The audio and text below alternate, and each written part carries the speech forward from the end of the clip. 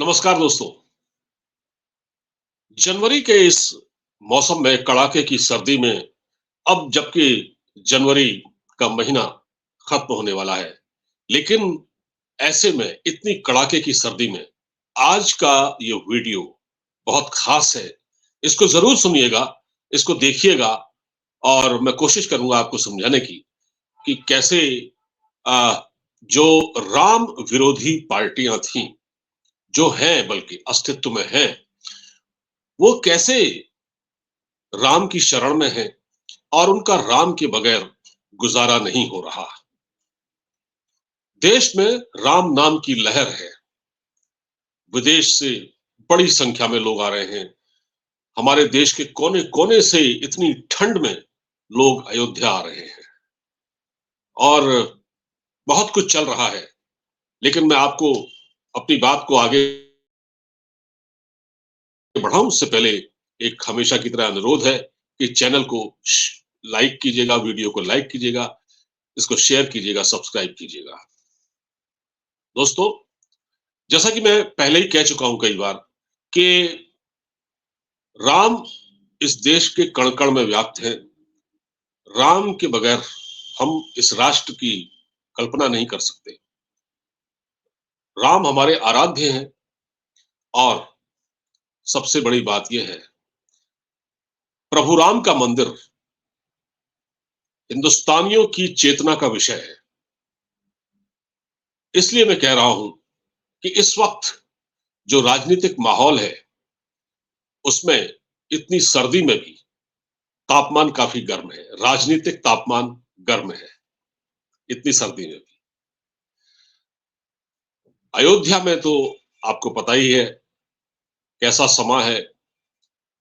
मंदिर का उद्घाटन होना है, रामलला की प्राण प्रतिष्ठा होनी है, बड़े-बड़े सेलिब्रिटीज दूर-दूर से लोग आ रहे हैं। देश से बाहर मॉरिशस जैसे देश में और दूसरे देशों में राम की पताकाएं लहराई जा रही हैं। हमारे देश में क्या हो रहा है? हमारे देश में जो विपक्ष है वो राम मंदिर का अपने वोट बैंक के फायदे के हिसाब से, फायदे और नफे नुकसान के हिसाब से उसका विरोध कर रहा है। यह विरोध सिर्फ दिखावा है। यह विरोध सिर्फ दिखावा है। अगर आज जिस प्रकार का माहौल है आज, एक हिस्ट्री लिखी गई है, एक इतिहास लिखा गया है। ये जो दिन है, कल की तारीख इतिहास इतिहास के स्वर्णाक्षरों में लिखी जाएगी। एक हिस्ट्री क्रिएट की गई है। 500 साल पहले जिन आक्रांताओं ने, बाबर जैसे लुटेरों ने, गौरी जैसे लुटेरों ने जो काम किया, वो कालिख मिटाने वाला दिन है। वो कालिख मिट चुकी है। अब नया एक सवेरा हो रहा है। नई सुबह होगी, एक इतिहास की नई सुबह। हमारे यहां जो नेता हैं, जैसा कि मैं आपको बता रहा था कि वो सिर्फ दिखाने के लिए, विरोध के लिए विरोध कर रहे हैं। ऐसा नहीं है कि प्रभु राम उनके हृदय में नहीं बसते, बसते हैं। कुछ लोगों के मन में नहीं बसते होंगे, लेकिन कुछ तो है। तभी तो बार बार मल्लिकार्जुन खड़गे बयान देते हैं। उन्होंने, उनका एक स्टेटमेंट है कि मोदी जी आप अपने घर में पूजा कर लेते, मंदिर मंदिर क्यों घूम रहे हैं।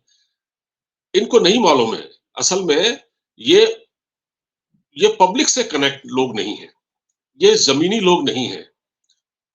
ये अलग बात है कि कांग्रेस ने इस देश में लंबा शासन किया और लोगों को मूर्ख भी बनाया, सांप्रदायिक दंगे करवाए इस देश में, हिंदू मुस्लिम फसाद पैदा किया। लेकिन ये लोग नहीं जानते, अंग्रेज यहां से चले गए, लेकिन ये लोग यहां मौजूद हैं जिनको हम काले अंग्रेज कहते हैं। अब अंग्रेजों ने तो बंटवारा किया था और यही तो बंटवारा कर रहे हैं। बंटवारे की राजनीति तो कर रहा है कांग्रेस, बाकी दल, ममता बनर्जी, अरविंद केजरीवाल। अब देखिए नौटंकी कितनी बड़ी भारी है।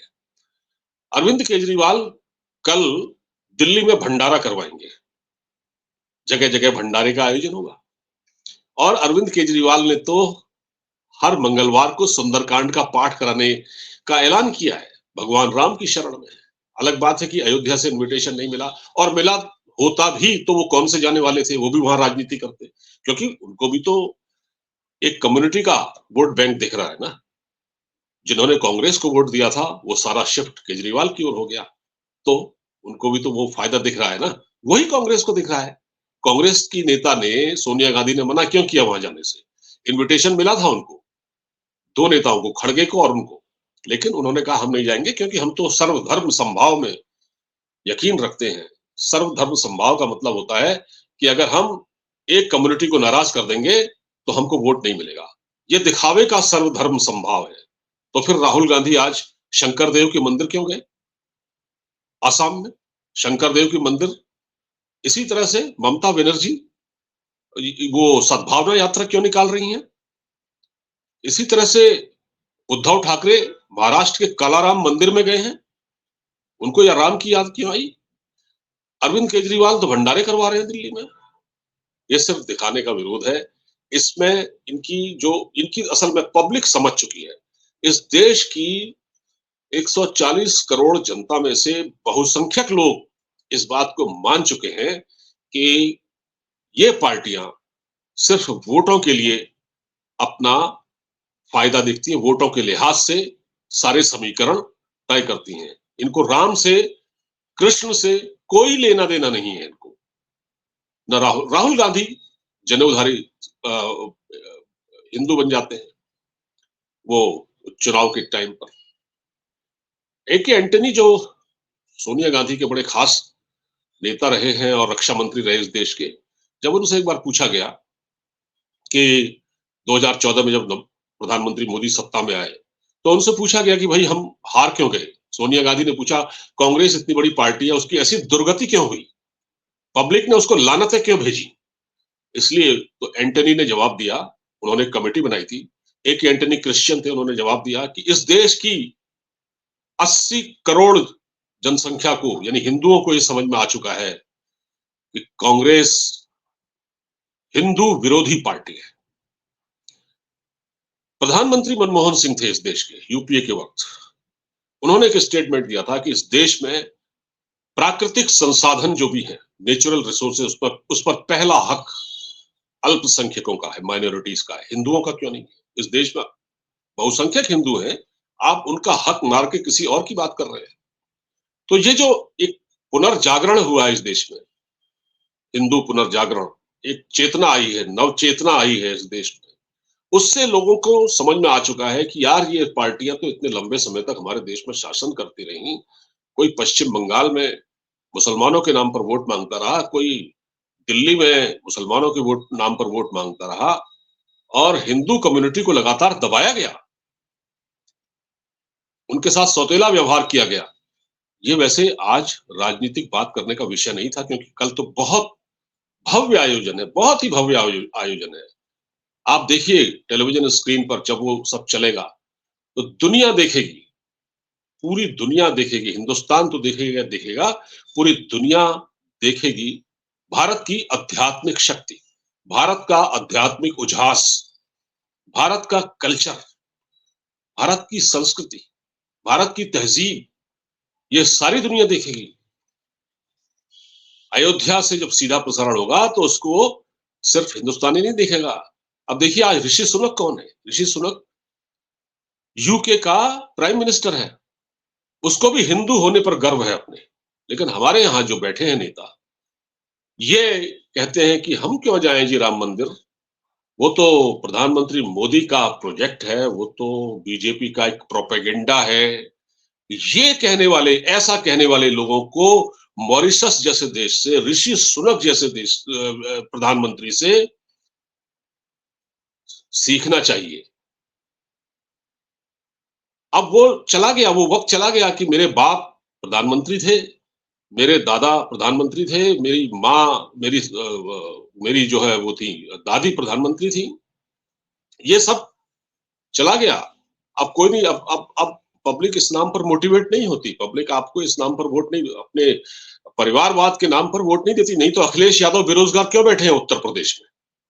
उन्होंने भी तो कहा था ना, उनके घर भी तो इनविटेशन पहुंचा था बंदा विश्व हिंदू परिषद का लेकर, उन्होंने क्यों मना कर दिया? उनको भी वही वोट बैंक दिख रहा है। उनको लगता है कि यार ये फसल तो काटने का मौसम है और हम तो जो है अगर मंदिर चलेंगे तो लोग हमसे पूछेंगे। अब जैसे कल ओवैसी ने पूछा ना, असदुद्दीन ओवैसी ने अरविंद केजरीवाल से पूछा कि भाई साहब आप जो कर रहे हैं, ये राम नाम का जाप कर रहे हैं, सुंदरकांड करवा रहे हैं, हनुमान जी को खुश कर रहे हैं। ये तो आप बिल्कुल आरएसएस और बीजेपी जैसा काम कर रहे हैं। खैर ओवैसी का तो एक पॉलिटिकल स्टेटमेंट था, लेकिन ये घिरे तो सही। तो जब बाकी लोग भी समझ रहे हैं, जब वो समझ रहे हैं तो हम भी समझ रहे हैं और हम तो ज्यादा समझ रहे हैं इस चीज को। और हम जैसे लाखों करोड़ों लोग हैं जो इस चीज को समझ रहे हैं। तो ये सब बेपर्दा हो चुके हैं। बहरहाल कल बहुत भव्य आयोजन है और पूरी अयोध्या रोशन होगी, जगमग होगी। अपने घरों में लोग दिए जलाएंगे, पूजा करेंगे। बिल्कुल दिवाली, ऐसा लगता है कि दिवाली एक बार फिर आ गई। वैसे दिवाली अभी टाइम है आने में, लेकिन एक बार फिर से दीपावली लौट आई है और बस इस बात को सोचिए, महसूस कीजिए, महसूस किया जा सकता है। नमस्कार। इस वीडियो को ज्यादा से ज्यादा शेयर कीजिएगा।